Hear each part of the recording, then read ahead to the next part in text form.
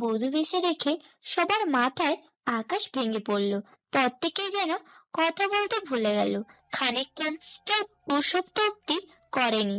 বড় বড় চোখে শুধু চেয়েছিল আমাদের, বড় বড় চোখে শুধু চেয়ে দেখছিল আমাদের। আর আমি শক্ত পাথরের ন্যায় দাঁড়িয়ে। জোরপূর্বক এই বিয়ের সামান্য দুঃখ যেন আমার নেই, অথচ শুধু আমি জানতাম ভেতরটায় কি চলছিল। প্রকাণ্ড ঘূর্ণিঝড় যেন উল্টে পাল্টে দিচ্ছিল সব। এখন এই তিনটি মানুষকে কি জবাব দেব আমি? এই বিরাট সময়ের নীরবতা ভাঙলেন স্বয়ং রুদ্র। আমি আর সেজুতি 1 ঘন্টা আগে কাজী অফিসে গিয়ে বিয়ে করেছি। সেজুতি এখন শরীয়ত মোতাবেক আমার স্ত্রী। আর এটা বলতেই আমি আপনাদের ডেকেছিলাম। কথাটা উনি বাবাকে উদ্দেশ্য করে বলছেন। বাবা হতাশ চোখে আমার দিকে তাকিয়ে। আমি একবার চেয়ে চোখ নামিয়ে ফেললাম। ওই দৃষ্টিতে দৃষ্টি মেলানোর সাহস আমার নেই।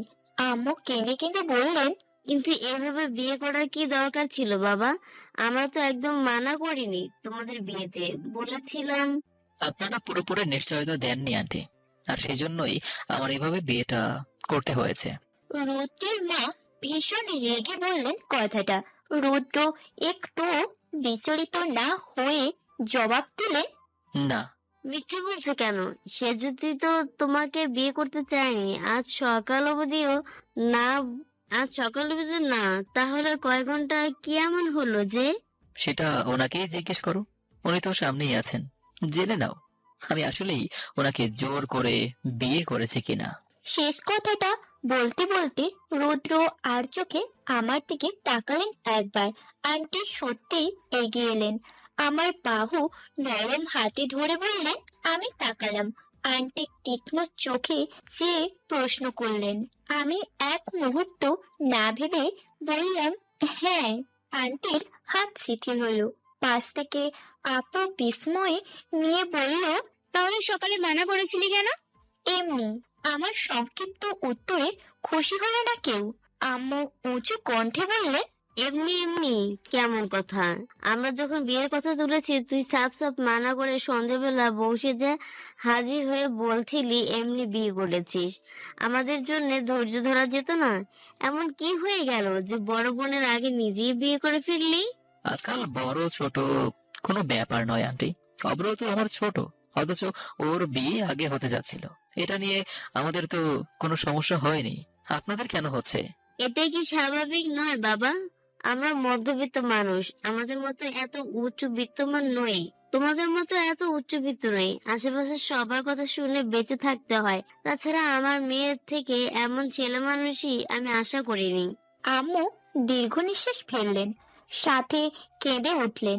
আমার ভেতরটা ফেটে যাচ্ছিল তখন। কিভাবে পাথর হয়ে দাঁড়িয়ে আছি আমি নিজেও দ্বিধাদ্বন্দ্বে ভুগছি। রুদ্র ওনার মায়ের দিকে ফিরে বললেন, তুমি তো কাল অব্দি চেয়েছিলে অব্রর আগে আমার বিয়ে হোক, বড় ছেলের বউয়ের মুখ দেখতে মরিয়া হয়ে গিয়েছিলে, তাহলে এখন এভাবে দাঁড়িয়ে আছো কেন? আন্টি এবার চটে বললেন। এতক্ষণে নীরব অভ্র ভাইয়া মুখ খুললেন, এগিয়ে এসে বললেন, কেউ কিছু ভাববে না মা, তোমরা এই সামান্য বিষয়টাকে টেনে টুনে লম্বা করছো। আরে বাবা, ভাই তো নিজেই চেয়েছিল ঢাকঢোল পিটিয়ে বিয়ে করবে, সে যদি রাজি হয়নি তখন। হতে পারে ওদের মধ্যে মনোমালিন্য হয়েছিল, তাই এসব মিটে গেছে, দুজন খুশিতে বিয়ে সেরে ফেললো, হতে পারে না? আর তাই তোমরা অহেতুক নাড়াচাড়া না করে ভাই আর সেজুতিকে মেনে নাও। ওদের দেখেই বোঝা যাচ্ছে ওরা কত ক্লান্ত। আর তারপর সেজুতি কি ভারী একটা শাড়ি পরেছে, ওর তো কষ্ট হচ্ছে, ওরও বিশ্রামের দরকার। আমি কটমট করে অব্র ভাইয়ের দিকে তাকালাম। আমাকে সব থেকে বড় বাঁশটা তো এই লোকটাই দিয়েছে, আর এখন পরত দেখানো হচ্ছে। অব্র ভাইয়ের কথাটা আন্টির উপর প্রভাব ফেললো। তিনি ফোঁস করে একটা দীর্ঘ নিঃশ্বাস ফেলে বাবার কাছে গিয়ে দাঁড়ালেন। বাবা থমেরে দাঁড়িয়ে, মুখে রানী। আন্টি নম্র কণ্ঠে বললেন, যা হয়ে গেছে ভাইজান, ছেলে মেয়ে দুটো ভুল করেছে, ওদের হয়ে আমি আপনার। আন্টি হাত জোড়ো করতে বাবা ব্যস্ত কণ্ঠে বললেন, না না, না না আপা, আপনি কেন? রুদ্র প্রতিবাদ করে উঠলেন, আমরা ভুল করিনি মা, বিয়ে করা ভুল কাজ নয়। আন্টি চোখ বুজে ঠোঁট গোল করে নিঃশ্বাস ফেললেন, যার মধ্যে ছেলের প্রতি হতাশা ছিল। এরপর বাবাকে কোমল কণ্ঠে বললেন, আপনারা আর রাগ করে থাকবেন না, ওদের মেনে নিন। আমি তো সেজুতিকে নিজের পুত্রবধূ হিসেবে সেদিনই মেনেছি, যেদিন রুদ্র জানিয়েছিল ওর কথা। এখন আপনারা যদি... বাবা একবার আমার দিকে তাকালেন। রুদ্র এই যাত্রায় আমার হাত ধরলেন, মুঠোয় ফুললেন পুরোটা। আমি চেয়েও ছাড়াতে পারলাম না। আপনি নিশ্চিন্ত থাকতে পারেন আঙ্কেল, সে যদিকে ভালো রাখার সর্বোচ্চ চেষ্টা করব আমি। ওনার গোছানো কথাটায় বাবার এতক্ষণে মুচকি হাসলেন। আমি প্রচন্ড অবাক হয়ে ওনার দিকে তাকালাম। কথাটা হাস্যকর মনে হওয়ার কথা ছিল, অথচ আমার অদ্ভুত লাগলো কেমন যেন খুব বিশেষ কিছু মিশেছিল এতে। বাবা এসে আমাদের সামনে দাঁড়ালেন, রুদ্রর কাঁধে হাত রেখে বললেন, ভরসা করছি বাবা, মান রেখো। এরপর বাবা আমার দিকে তাকাতেই আমি চোখ নামিয়ে ফেললাম। তীব্র অপরাধ বোধে দেহ থেকে মন ছুঁয়ে গেল। টের পেলাম বাবা মাথায় হাত বোলাচ্ছেন। আমি চট করে মাথা তুলতেই বাবা ছলছল চোখে হাসলেন। আমার আকাশ ভেঙে কান্না পেল। ঝাঁপিয়ে পড়লাম বাবার বুকে। ইচ্ছে করলো গলা ফাটিয়ে বলতে, আমাকে নিয়ে যাও, এই রাক্ষসপুরীর শয়তান লোকের সাথে আমি থাকবো না, কিছুতেই না। শেষমেশ বাড়ির সবাই মেনে নিল, বিয়ে হয়েছে। এখন তো আর কিছু করার নেই। বাবা, আম্মু সবাই আমাদের মন ভরে দোয়া করলেন। সেদিনের মতো ঝামেলা মিটলেও আমার সুপ্ত রাগটা অবিচল, কারণ রুদ্র আবার জিতে গেলেন। এত বড় একটা অন্যায় করে পার পেয়ে গেলেন। আমি না পারলাম কাউকে কিছু বলতে, আর না পারছিলাম সইতে। খুব চেয়েছিলাম যেন কেউ মেনে না নেয়, অথচ হলো না। এখনো পূরণ হলো না আমার ইচ্ছে।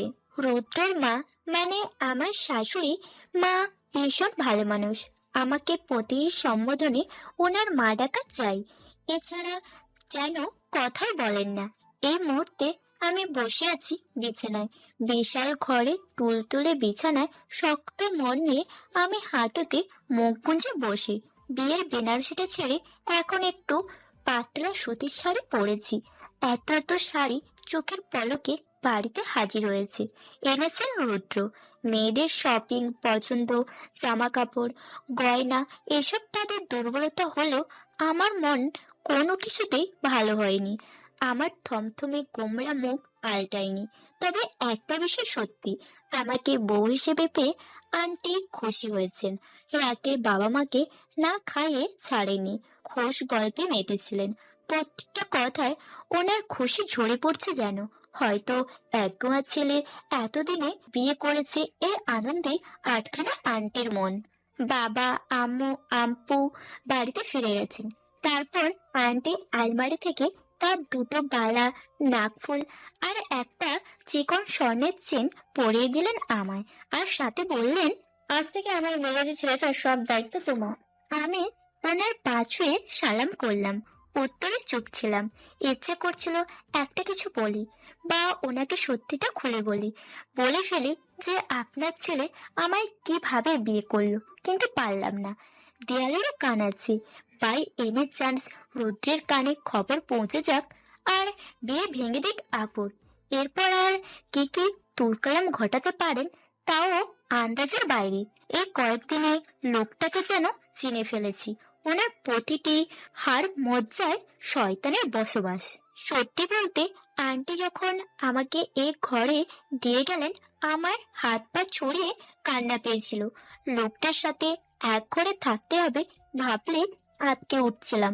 ইজ্জতের উপর হামলা করবে না তো?